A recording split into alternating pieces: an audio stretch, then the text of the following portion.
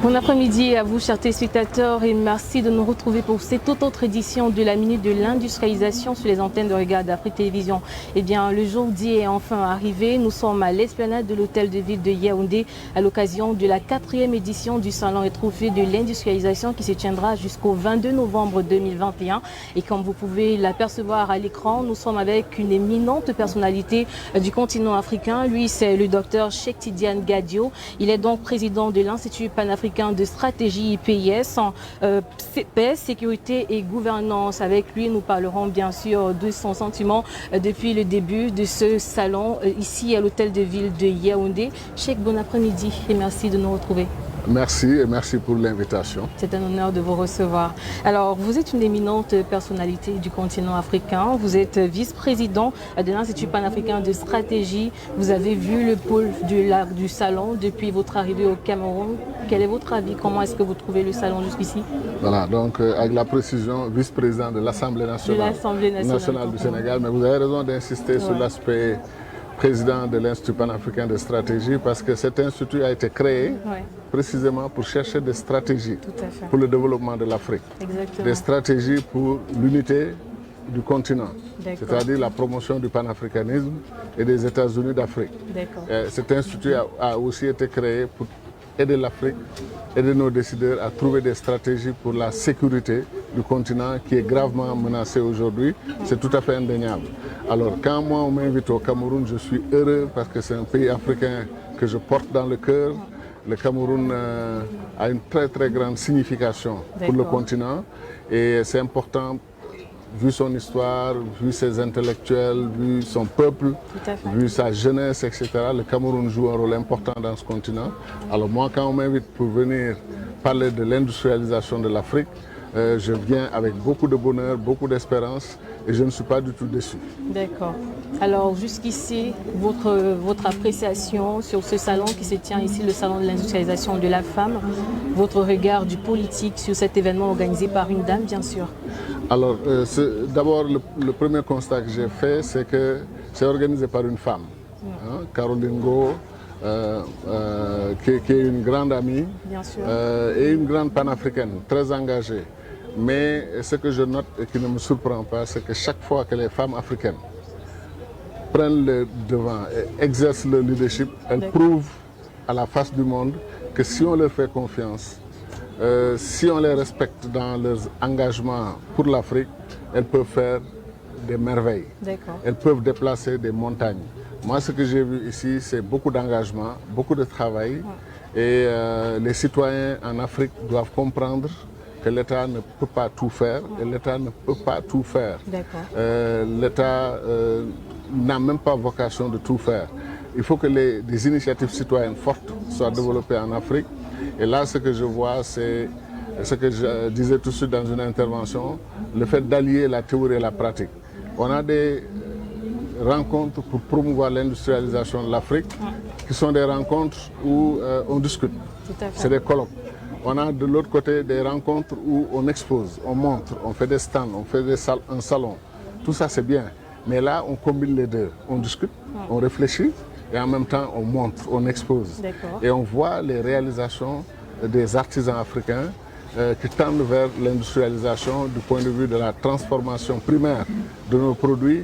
Il faut que l'Afrique arrête d'être le grenier du monde en termes de collecter des graines, les mettre dans des sacs et les remettre aux autres pour qu'ils aillent les manufacturer et revenir nous les vendre 2 à 3 fois plus cher. Il est temps que l'Afrique prouve que nous sommes, le génie africain existe, que nous pouvons nous-mêmes transformer nos produits, ajouter de la valeur, n'est-ce pas, et ensuite les commercialiser, de sorte que quand le cacao produit en Afrique, au Cameroun ou en Côte d'Ivoire ou au Ghana, quand il voyage sous le label africain. Il est prêt, il est traité pour l'essentiel.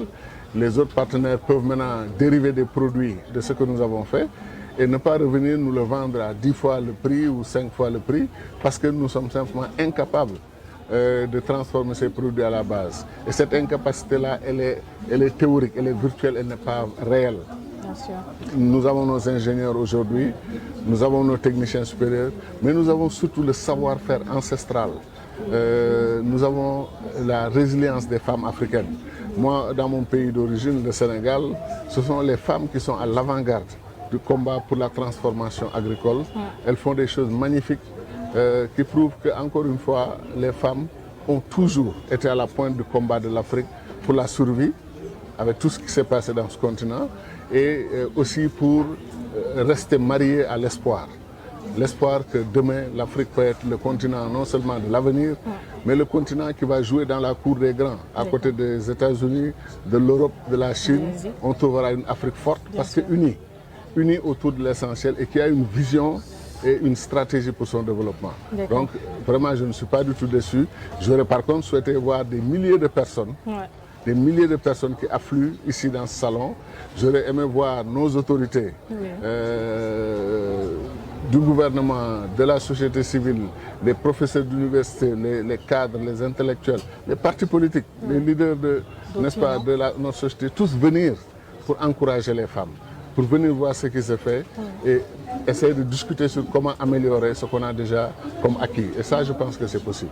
Vivement, on espère tout simplement que les autres éditions, peut-être il y aura de l'affluence autour de ce salon. Mais on va dire que depuis hier, vous tenez de brillantes conférences. Tout à l'heure encore, vous nous avez entretenu sur le panafricanisme. Mais que doivent concrètement savoir les téléspectateurs qui nous regardent au sorti de cette conférence tenue il y a quelques heures? Alors, en termes d'enseignement, d'abord le constat qu'il faut dépasser le statu quo. Il faut vaincre le statu quo. En Afrique, on tend à nous dire qu'on ne peut rien faire par rapport à ça. On l'a trouvé comme ça, etc.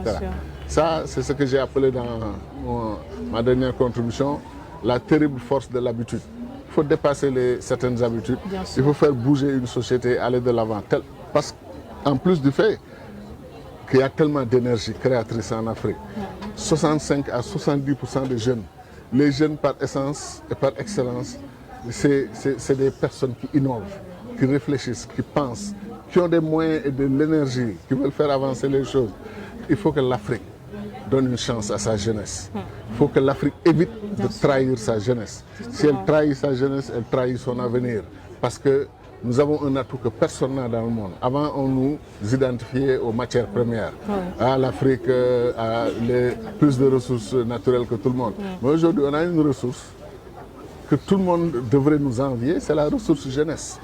70% de jeunes, vous vous rendez compte? Mais parfois, ils ne font pas vraiment confiance à cette jeunesse. Ils disent qu'elle n'est pas assez compétente et tout.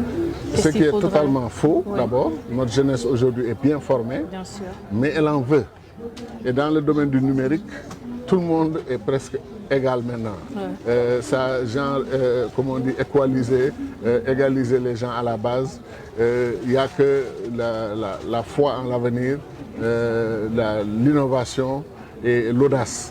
Et les jeunes Africains sont audacieux. Ils sont prêts à faire beaucoup plus que ce qu'on leur permet de faire. Et ce que je dis aussi, c'est que les jeunes ne se voient pas dans les sphères de décision. Comment un pays qui a 70% de jeunes peut avoir dans son gouvernement un seul ministre jeune à qui on confie le ministère de la jeunesse et les autres jeunes? Nos gouvernements devraient presque avoir une parité hommes-femmes et une parité jeunes et autres générations, ce qu'on appelle la transition générationnelle. Que des jeunes de 29 ans, de 30 ans, de 35 ans, brillants dans leur secteur, des leaders accomplis, qu'on leur donne des responsabilités pour diriger cette Afrique. L'Afrique doit être dirigée par des jeunes qui vont prouver au reste du monde que nous sommes prêts. Nous sommes prêts à changer la donne. Donc sous ce rapport, cette conférence était importante pour moi. Je vois que le renouveau du panafricanisme est une plus que réalité dans ce continent parce que nous avons atteint l'impasse. Nous avons atteint le domaine au-delà duquel nous ne pouvons plus avancer en restant 54 micro-États, soi-disant indépendants et souverains, mais incapables de construire un grand futur, un grand destin pour l'Afrique. Donc il est temps que, comme disait Béchir Ben Ahmed, le Jeune Afrique, le regretté Béchir Ben Ahmed, il dit le jour où l'Afrique signe le pacte créant les États-Unis d'Afrique, si c'est un lundi, mardi nous sommes le 4e pays du monde. Pourquoi nous ne voulons pas être le 4e pays du monde? Une puissance mondiale respectée. Pourquoi? Bien sûr, et on espère justement que ce message sera porté auprès des autorités compétentes. Alors, on aimerait savoir quel est concrètement le rôle de la femme dans l'industrialisation et est-ce que vous pensez que l'industrialisation de la femme puisse vraiment, l'industrialisation de l'Afrique puisse passer par la femme si on se réfère au thème de cette édition, la femme et l'industrialisation pour le développement inclusif et durable de l'Afrique? C'est que l'avantage avec les femmes africaines, contrairement aux hommes, qui attendent qu'on crée toutes les conditions pour engager un combat, les femmes commencent le combat et se battent pour avoir les conditions. D'accord. Donc elles commencent. Moi, quand je vais dans les villages du Sénégal et que je vois les groupements féminins transformer nos produits de base et faire la transformation alimentaire avec des coûts très simples, des coûts de rien du tout, et commencer à vendre le produit, je suis fier de ces femmes. Bien sûr. C'est-à-dire, je le dis, c'est pas que j'ai juste une tendresse spéciale pour les femmes. À cause de ma mère, de mes soeurs, de ma femme, de mes copines, de mes amis. Ça, c'est le respect naturel que j'ai pour les femmes. Mais la vérité, le constat, c'est que les femmes ont toujours aidé l'Afrique à se remettre sur ses pieds, à rester debout. Donc, aujourd'hui, l'industrialisation, elle n'attend pas que les gouvernements mettent en place tout ce qu'il faut. Elle commence. Donc, ce que je demande à nos gouvernements, c'est appuyer les femmes, appuyer les groupements féminins, appuyer les groupes industriels, le secteur privé féminin. Et vous allez voir les transformations qu'on va faire. La femme a naturellement un instinct de survie. D'accord. Elle veut aider sa société à survivre, à rester debout, à être résiliente. Pour cette raison, le leadership féminin est incontournable globalement en Afrique, en politique, en économie, en social, en culturel, comme partout. Mais le leadership féminin sur cette question de l'industrialisation est absolument incontournable parce que les femmes ont déjà pris de l'avance. Justement. Elles sont sur le terrain, justement. elles n'attendent pas. Justement, elle n'est plus comparée à celle d'avant. On comparait la femme à ma mère nourricière qui était juste faite pour le foyer. Aujourd'hui, les femmes ont leur mot à dire. Les femmes prennent des initiatives, elles ont des ambitions, elles ont des projets qu'elles concrétisent et tout. Alors, je sais que s'il fallait parler de vos projets, vos ambitions pour 2024, quand on sait qu'en 2012, vous vous êtes présenté à la présidentielle, vous étiez candidat à l'élection présidentielle du Sénégal. Vos ambitions pour 2024, peut-être, Cheikh sera candidat encore? Alors, le Sénégal aujourd'hui est dans une phase particulièrement intéressante de son histoire, avec une tension politique exacerbée. Et moi, j'avertis la classe politique sénégalaise, le Sénégal n'appartient pas aux Sénégalais seulement. Le Sénégal appartient aux Africains. Les Africains sont tellement fiers du Sénégal qu'ils nous mettent en garde. Ne brûlez pas ce pays parce que c'est un de nos rares pays où on peut aller se réfugier, se retrouver et trouver protection, amour, respect, considération. Donc les Sénégalais doivent faire très attention. Ça veut dire que d'ici là, un Congolais, un Ivoirien pourrait être président du Sénégal? Alors, non, je vois d'abord que il y a les législations, il y a les constitutions. Bien sûr. Moi, si j'étais président du Sénégal, nommer un Camerounais ou une Camerounaise qui vit au Sénégal, même qui n'a pas la nationalité sénégalaise, mais qui a épousé ce pays, qui aime ce pays et tout ça, la nommer ministre dans mon gouvernement ne me ferait absolument rien du tout, au contraire. Maintenant, parlant de 2024, c'est une échéance importante, mais ce n'est pas la fin du monde. Moi, si aujourd'hui je m'engage, moi, dans ce débat de 2024, je suis une certaine classe politique qui n'a pas compris que les menaces sécuritaires, l'arrivée du pétrole et du gaz, les djihadistes aux portes de notre pays, que tout ça, c'est beaucoup plus important que les tiraillements politiques. Arrivera le temps maintenant où chaque acteur politique doit se déterminer.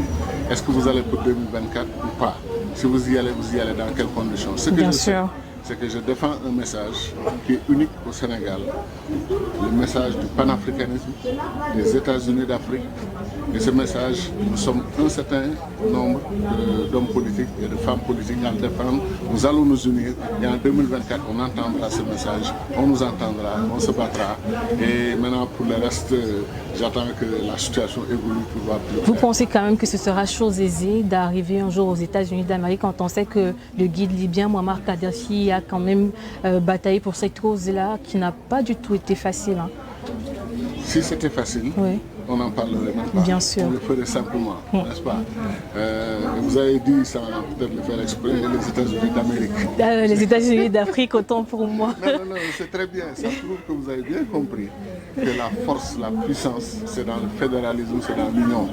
Les États-Unis d'Amérique sont la première puissance du monde. Bien sûr. Non pas parce qu'ils sont nés pour être les leaders du monde, mais parce que les leaders ont très vite compris non seulement l'union fait la force, mais l'union y compris institutionnelle. Il faut parler d'une seule voix. L'Afrique a besoin d'un siège permanent au Conseil de sécurité des Nations Unies pour défendre l'Afrique, protéger l'Afrique.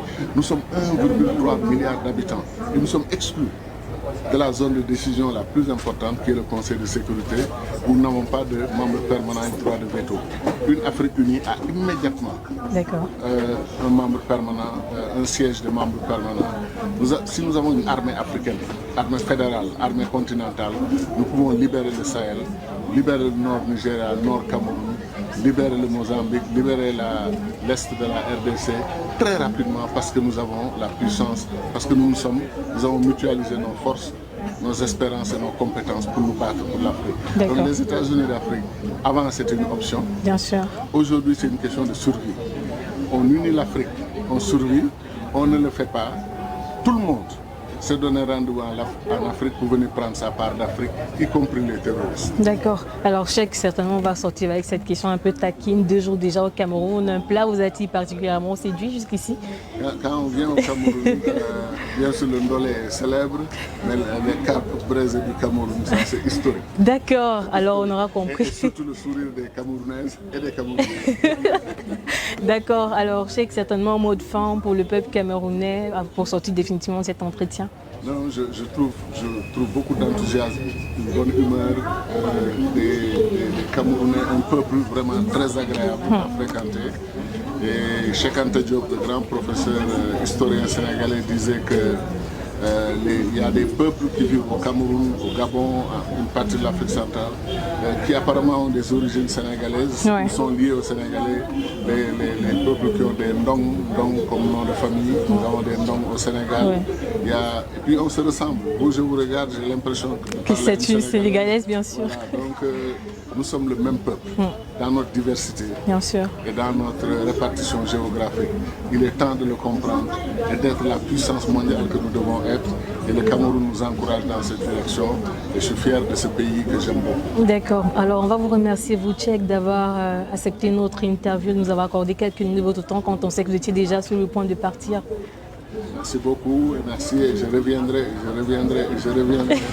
jusqu'au jour où le Cameroun va signer l'acte constitutif des États-Unis d'Afrique. D'accord, alors le message a été entendu, on le rappelle sur ce plateau, c'était le docteur Cheikh Tidiane Gadio. Il est le président de l'Institut panafricain de stratégie et vice-président du Parlement sénégalais. Eh bien, vous l'aurez entendu, il aura été très éminent durant ce salon. Vous ne savez pas ce que vous avez raté, vous qui n'êtes pas venu jusqu'ici au site. Nous sommes à l'hôtel de ville de Yaoundé, certainement.